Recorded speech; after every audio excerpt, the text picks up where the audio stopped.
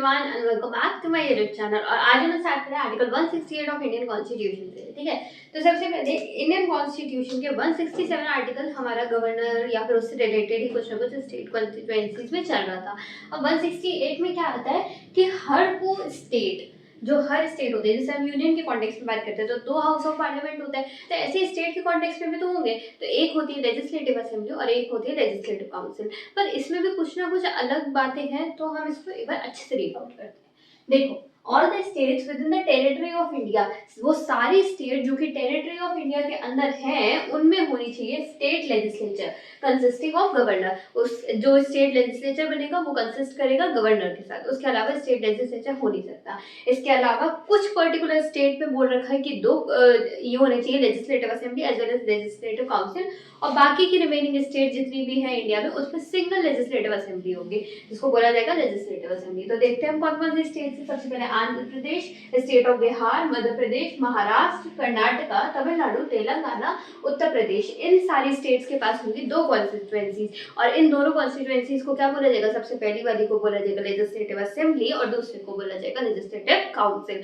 बाकी की जो रिमेनिंग स्टेट होंगी, जो सिंगल हाउस की होंगी, उनको, उनके जो हाउस होंगे उनको बोला जाएगा लेजिस्लेटिव असेंबली। ठीक है, आर्टिकल 168 में इतनी है। आर्टिकल 169 देखते हैं, वो भी इससे रिलेटेड है, तो को रिलेट करते हैं फिर पढ़ेंगे।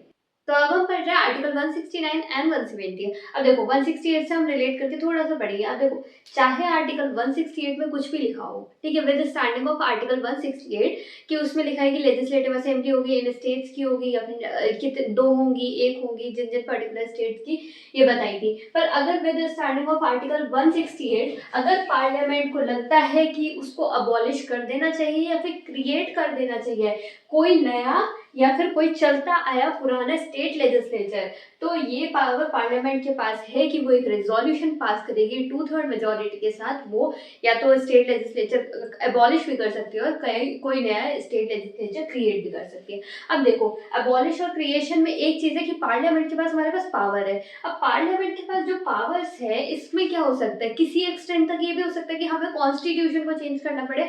तो अगर कॉन्स्टिट्यूशन को चेंज करने की बात आती है तो भी पार्लियामेंट के पास पावर है। अगर इसके रिगार्डिंग कोई भी ऐसी चीज है जिसमें लॉ में चेंज करना है या फिर हमें कॉन्स्टिट्यूशन में कोई अमेंडमेंट करनी है, तो वो भी पार्लियामेंट इस आर्टिकल के अंडर कर सकती है। अब आता है आर्टिकल 170 ऑफ इंडियन कॉन्स्टिट्यूशन। ये क्या बोलता है? Composition of legislative assembly. अब देखो, हर स्टेट में एक लेजिस्लेटिव असेंबली तो है ही, एक्स्ट्रा कौन सी होती है? Legislative council. अब लेजिस्लेटिव असेंबली का क्या कंपोजिशन होता है? एक तो सबसे पहले इसमें डायरेक्ट इलेक्शन होता है। हम स्टेट गवर्नमेंट के इलेक्शन होते हैं तो हम वोट सब करने जाते हैं, तो आपकी कौन सी स्टेट है वो आप मुझे कमेंट करके बताना, ठीक है। तो इसमें सबसे पहले डायरेक्ट इलेक्शन होते हैं। डायरेक्ट इलेक्शन के बाद होने में जो भी कोई स्टेट लेजिस्लेटिव असेंबली होगी उसकी मिनिमम स्ट्रेंथ होगी 60 और मैक्सिमम स्ट्रेंथ होगी 500। ये बोलती है कि जितनी भी पॉपुलेशन है उसके अकॉर्डिंग उसको लेबलाइज करके हमें मैक्सिमम स्ट्रेंथ का ध्यान रखना चाहिए। इसके अलावा रीएडजस्टमेंट होती रहती है इनकी सीट्स आफ्टर एवरी सेंसस। जैसे लास्ट हमारी सेंसस हुई थी 2011 में, तो उसके बाद अब जो नई सेंसस होगी तो उसके बाद पॉपुलेशन के बेस पे इसकी स्ट्रेंथ को फाइनलाइज किया जाएगा। तो सीट्स का रीएडजस्टमेंट और ये सारी चीजें होती रहती है आफ्टर एवरी सेंसस, ठीक है। इसके बाद बात आती है कि एक्सेप्शन क्या है। देखो, हमारे पास सारी स्टेट्स के लिए ये बोला गया है कि मिनिमम स्ट्रेंथ 60 होनी चाहिए, पर कुछ ऐसी स्टेट्स हैं जिनको एक्सेप्शन दिया गया है। Example, the state of Arunachal Pradesh में बोला गया है 30 मिनिमम स्ट्रेंथ हो सकती है। इसके अलावा सिक्किम की स्टेट को बोला गया है 30 मिनिमम स्ट्रेंथ, गोवा की स्टेट को भी बोला गया है 30 मिनिमम स्ट्रेंथ। इसके अलावा मिजोरम और नागालैंड की स्टेट को बोला गया है 40 मिनिमम स्ट्रेंथ हो सकती है, 40 सीट्स ऑफ मिनिमम स्ट्रेंथ, ठीक है। तो आर्टिकल 169 और 170 में इतना ही। हम चलते हैं आर्टिकल 170 की साइड, ठीक है। तो अब हम पढ़ रहे हैं आर्टिकल 171 ऑफ इंडियन कॉन्स्टिट्यूशन। इसमें दिया गया है कंपोजिशन ऑफ लेजिस्लेटिव काउंसिल। अब देखो, पिछले वाले 170 में पढ़ा था हमने स्टेट लेजिस्लेटिव असेंबली का कंपोजिशन, ठीक है। अब ये दोनों मिलके क्या दिखाते हैं कि हमारा जो कंट्री है, हमारा जो स्टेट है, कुछ स्टेट्स है उनमें बाइकैमरलिज्म फीचर है। अब इंडिया के कॉन्टेक्स्ट में बात करते हैं तो भी पार्लियामेंट बाइकैमरलिज्म है, क्योंकि उसमें 2 हाउसेज है, लोकसभा एंड राज्यसभा। तो अब बाइकैमरलिज्म कौन कौन सी स्टेट्स में है वो आप मुझे कमेंट करके बताना। अब देखो, बाकी बची हुई स्टेट में क्या है? यूनिकैमरलिज्म। अब बात आती है कि total members of legislative council. अब देखो, लेजिस्लेटिव काउंसिल पढ़ रहे हैं, अब इसके टोटल नंबर ऑफ मेंबर्स कितने होने चाहिए उसके बारे में बात करती है कि इतने मेंबर होने चाहिए कि ये 1/3 एक्सीड नहीं करे the members of state legislative assembly. अब देखो पिछले वाले में हमने पढ़ा था कि मैक्सिमम स्ट्रेंथ क्या थी 500, ठीक है, तो 500 का अगर हम 1/3 पार्ट लेते हैं तो 166 आएगा कुछ अप्रोक्सीमेटली। तो 166 अगर हम लेके चले तो ये आ गया हमारा total amount, total number sorry, ठीक है, तो ये टोटल नंबर ऑफ मेंबर्स आ गए या फिर ये आ गया। तो अब हम 166 में से कंपोजिशन देखेंगे। अब इस 166 का 1/3 मेंबर्स तो क्या होंगे इलेक्टेड बाय लोकल बॉडीज। अब 166 का सेकंड 1/3 पार्ट क्या होगा, जो इलेक्ट होंगे वो वाले मेंबर्स जो इलेक्ट होंगे लेजिस्लेटिव असेंबली के लोगों से। उसके बाद वापस से 1/12 पार्ट क्या होगा, जो इलेक्ट होंगे ग्रेजुएट से, और 1/12 पार्ट एक और आएगा जो इलेक्ट होंगे टीचर्स से।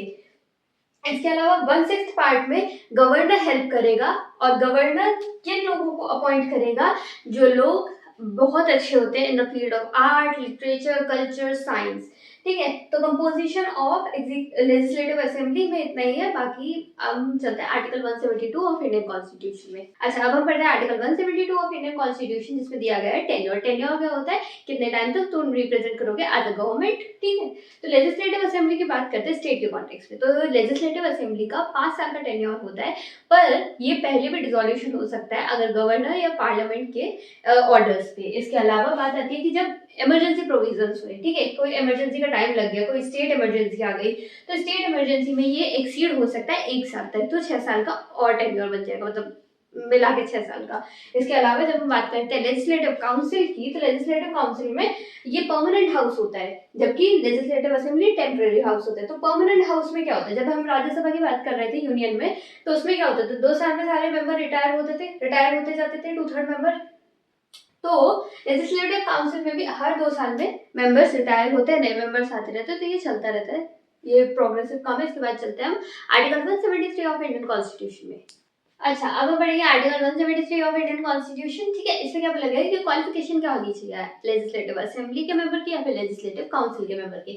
तो अगर हम लेजिस्लेटिव असेंबली के मेंबर की बात करें, जो कि बोले जाते हैं MLA, member of legislative assembly, इनकी एज होनी चाहिए एटलीस्ट 25 ईयर्स। और अगर हम लेजिस्लेटिव काउंसिल की बात करें तो इनको बोला जाता है मेंबर ऑफ लेजिस्लेटिव काउंसिल, और इनकी एज होनी चाहिए 30 ईयर्स। इसके अलावा जब भी हम कोई भी मिनिस्टर होल्ड करेगा ऑफिस, ठीक है, तो स्टेट का ऑफिस होल्ड करेंगे तो इनको लेनी पड़ेगी ओथ एंड इन्फॉर्मेशन, जो कि गिवन है 3rd schedule of Indian constitution में। इसके अलावा अगर पार्लियामेंट को लगता है कि कोई और नेसेसरी क्वालिफिकेशन जरूरी है किसी मिनिस्टर के लिए या फिर किसी भी डिपार्टमेंट के लिए या फिर किसी भी पर्टिकुलर ऑफिस के लिए, तो वो इसको ऐड कर सकती है।